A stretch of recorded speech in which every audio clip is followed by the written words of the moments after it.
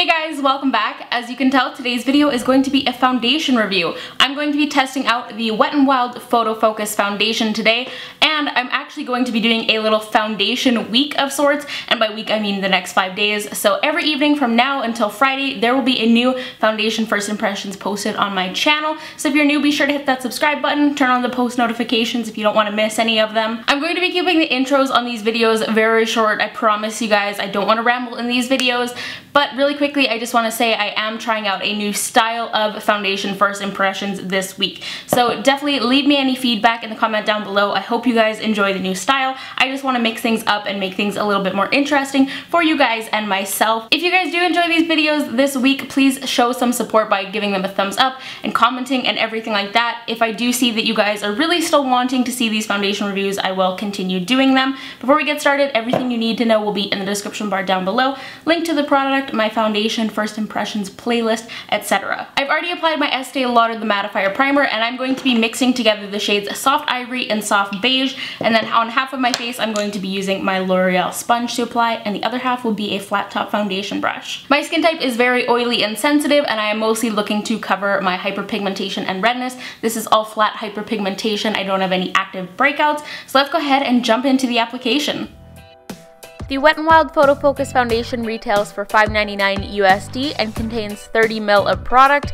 It's available in 20 shades and is described as being a high-performance, skin-perfecting foundation with a matte, light diffusing finish. It has also been tested under 7 different light settings to ensure it always looks flawless and has no flashback.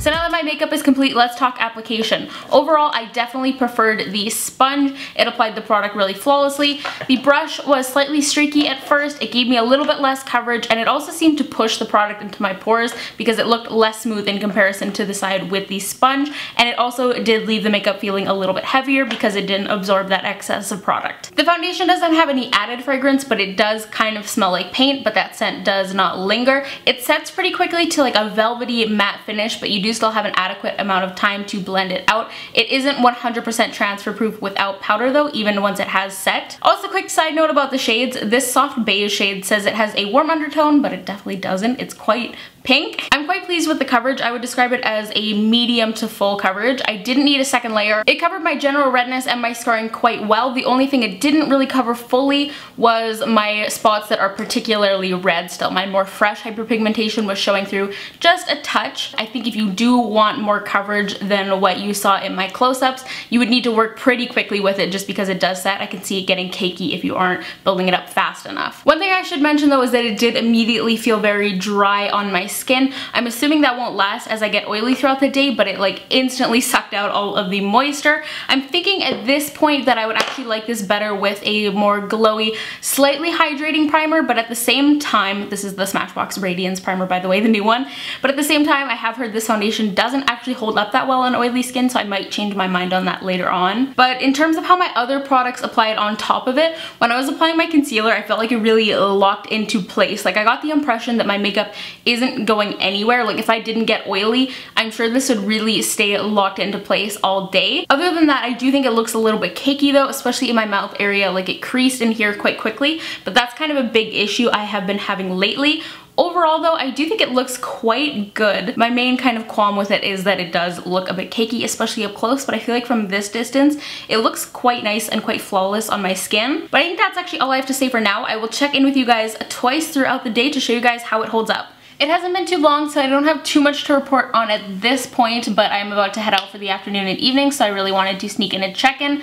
The one thing I have to update on is there is some pretty severe creasing in the creases of my mouth. It's not even like they're there when you get like super close up to my face. My mirror is like a solid 2 feet away from me right now, and I can very distinctly see that creasing and that cakiness. I have also started to get a little bit oily in like the folds of my nose, but no real separation yet. It's just that creasing is pretty bad, but I will do another check-in towards the end of the day. I'm doing kind of an old school final check-in because I realized my ring light is still packed, so I'm just using the lighting in my washroom. I decided I want to start rating the foundations out of 10. I might still do pros and cons in some circumstances, but for this foundation I feel like not a ton has changed from my like initial thoughts on it. The main things are the little signs of wear. So for this foundation, I think I'm going to give it a 6 out of 10.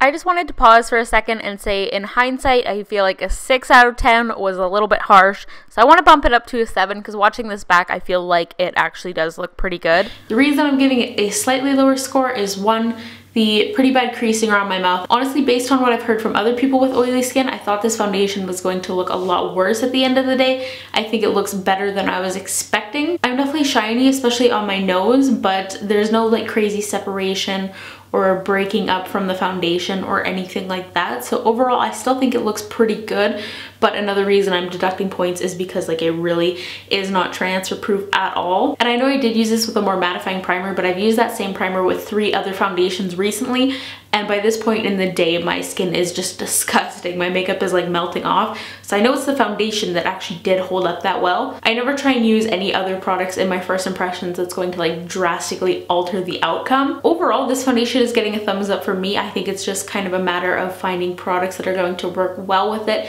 kind of keep the shine at bay and also prevent cakiness in that area. Once again, I think a slightly more hydrating primer would help, but then also paired with like a more mattifying powder just to kind of balance everything out. That is another reason I deducted points too, is because it did leave my skin feeling so dry and uncomfortable when I had first applied it. But I think for the super cheap drugstore price, if you want to try this out, it's definitely worth it. I would not recommend it if you do have a drier skin type though, because you're not going to like the way it feels on your skin. I think normal to oily, you'll be fine. If you're more normal though, I would recommend using something a little bit more hydrating underneath it just to balance everything out.